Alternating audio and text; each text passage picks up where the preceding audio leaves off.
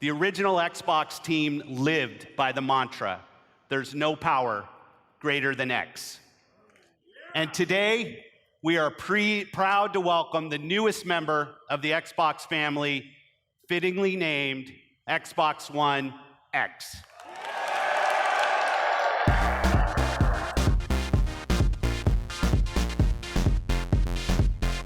Hey everybody in Chicago, this is E3 2017. We are here hanging out with Aaron Greenberg from Xbox. We are super excited to have you with us. So happy to have you.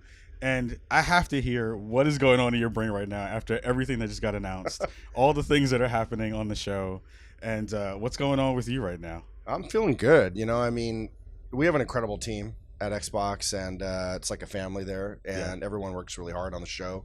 I think people don't realize how many months and prep and rehearsals and everything that goes into every part of the show, the briefing, the booth, everything, and all the events, etc. And just feels good to we executed the plan we wanted to. Sometimes you have best intentions and things go wrong, a bunch of stuff can leak or just technical, so everything went smoothly, and then you just sit and wait, see what people think. And so it's a good feeling. It feels like the reaction has been positive. People are definitely digging what we're doing, and it's a good feeling, and I think morale's pretty high. Nice. Good. What's part of the battle, speaking of like leaks, what's part of the battle in keeping things like the name secret? It's tough.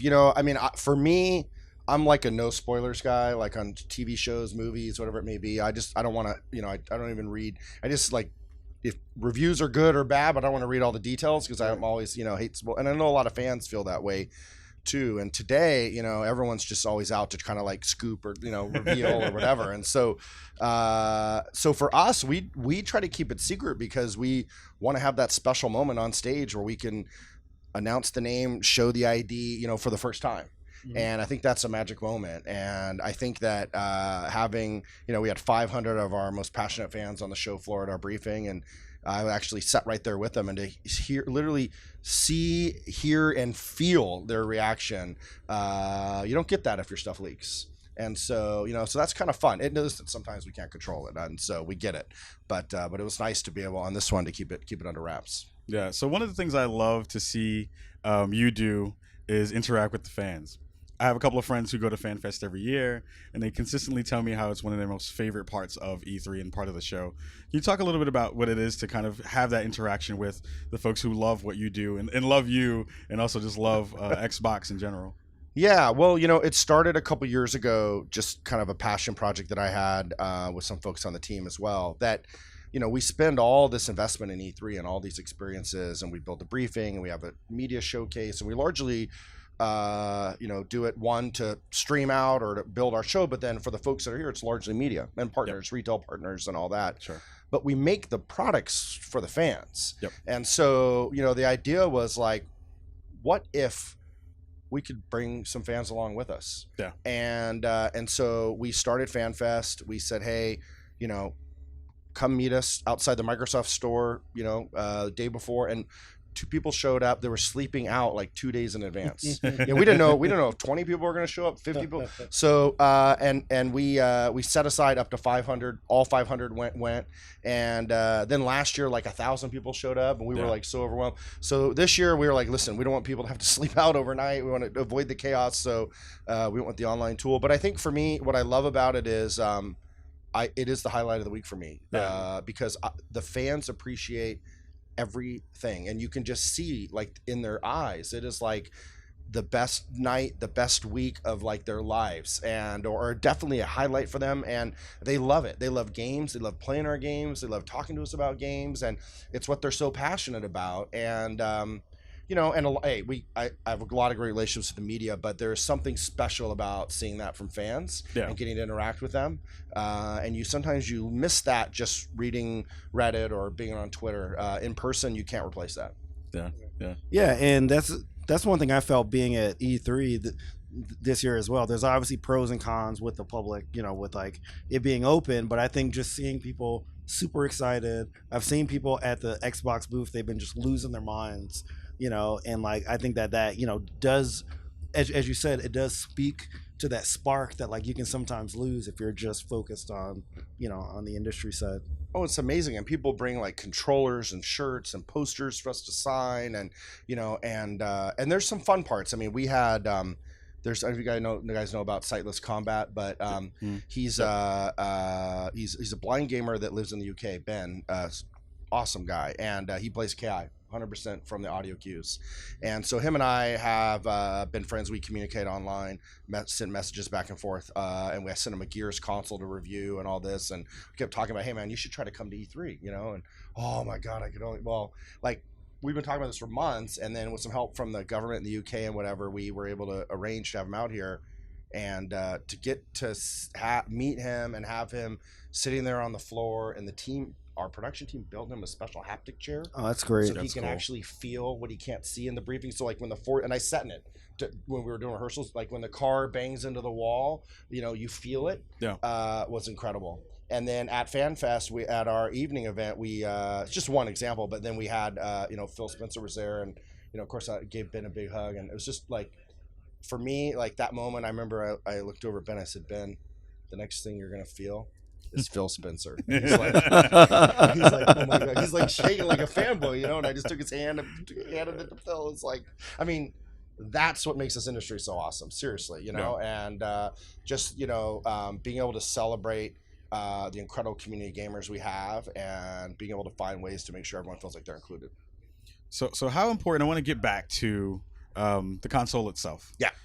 When you push out a new machine, and it feels like you're trying to get to the next level of both fidelity and in gamesmanship, and also kind of raising the floor and building up the rest of the kind of gaming community with your hardware. Mm-hmm. How important is it to kind of be so forward thinking, and also kind of not jump into other spaces that you feel like you may be cannibalizing or trying to overtake? So, this machine is the strongest and most powerful console we have right now. It is still around where you would get if you had a mid-range or lower, not lower end, but mid-range PC.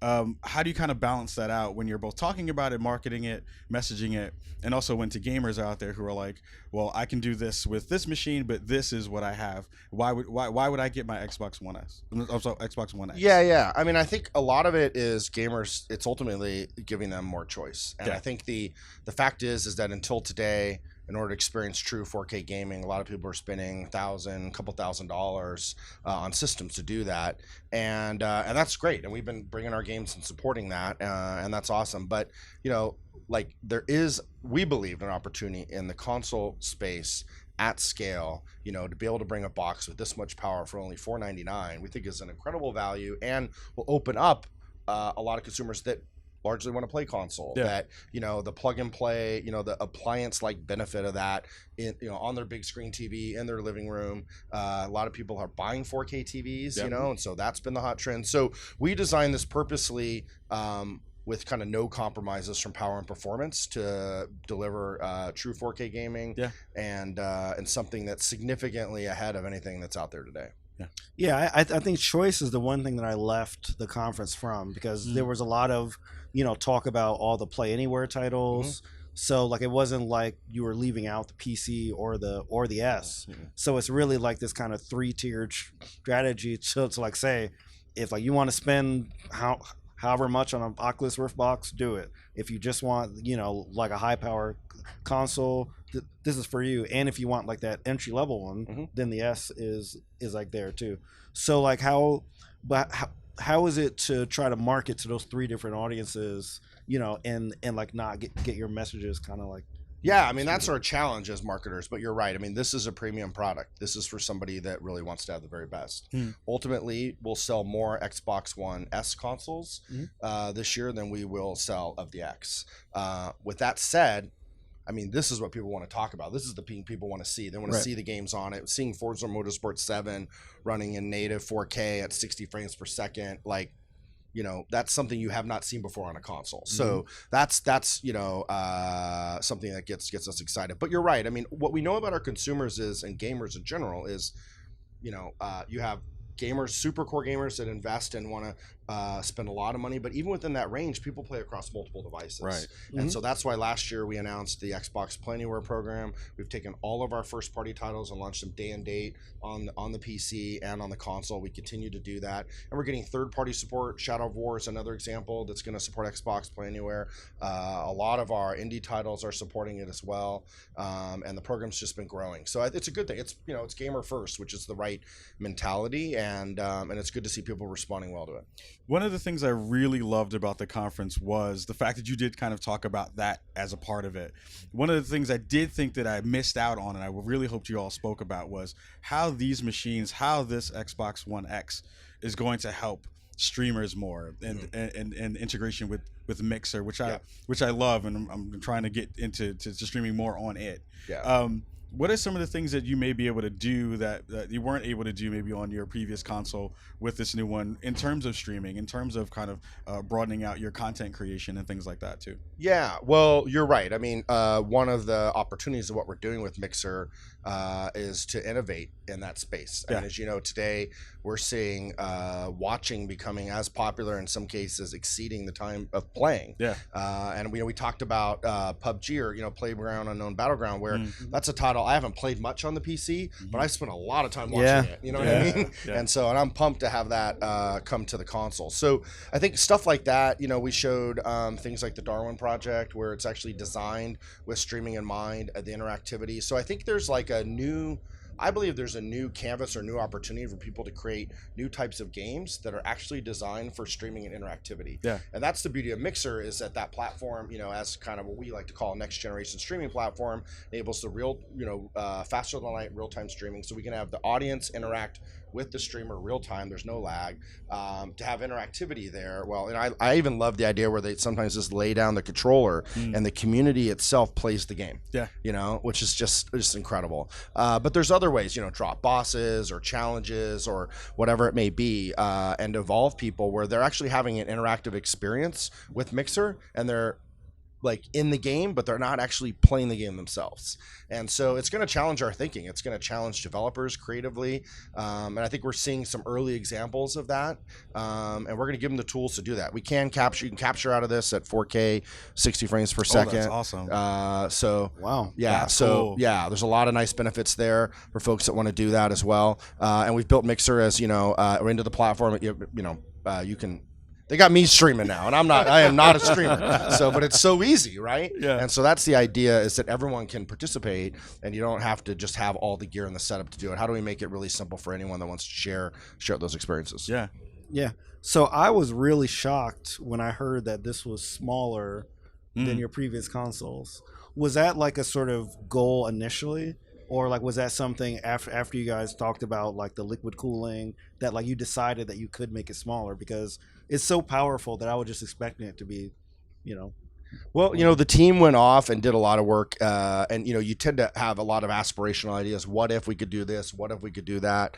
And I think part of the kind of no compromise approach of putting the liquid cool vapor chamber in, putting the power supply in, the SoC, which has the 6 teraflops GPU, has the CPU, and then all the memory, and how that was all designed.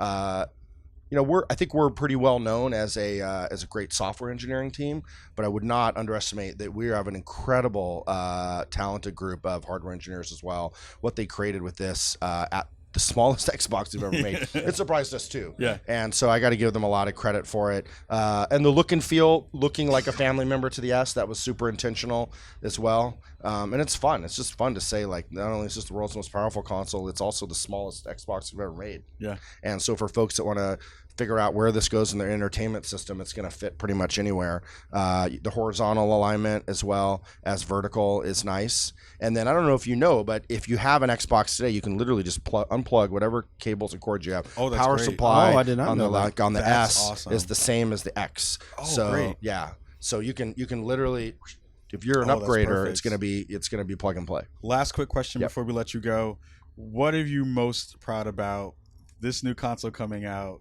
All the work that's been done over the years that we didn't get to see and we didn't hear about. What are you most proud about? That we didn't talk about? Well, I'll just say that I'm proud of I think the large and diverse games lineup to bring 42 games to E3, 22 of those with console exclusivity. I think, it was, and just the pacing of that was really exciting. But there's a lot of third-party partners that, as we're hearing, even each week we hear more stories about, hey, we got our dev kits, this is what we're doing with them, and they're not all ready to talk about it yet, but like magic is happening, and they are all legitimately being blown away. It's fun. Even one of our third-party partners, we first talked, these got the dev kits, they call us up and they're like, this thing is no bullshit. Yeah. They're like, man, you guys were not messing around. Yeah. They're like, this is no bullshit. And we were Yeah. like, they couldn't believe. They're like, holy cow. Yeah. They were so excited. They're like, we just want to show this on X. That's the only thing we want to show this game. And so it's just been fun to see reactions like that. We talked about some other devs that got it up and running in 2 hours. It's awesome to see the guys from Studio Wildcard at Arc talk about how they're going to be able to have epic settings with Arc and have this running at 60 frames on X. So, and that was the vision. And so that's the thing I'd say I'm most excited about as a gamer, is just that seeing what devs are able to do with all this power.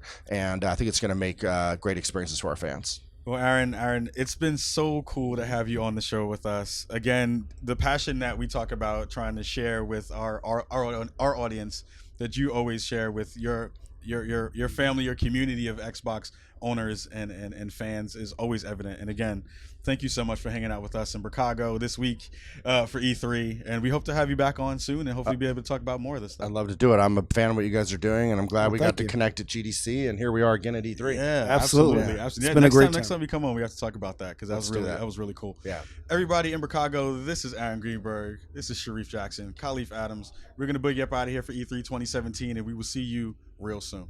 Yeah.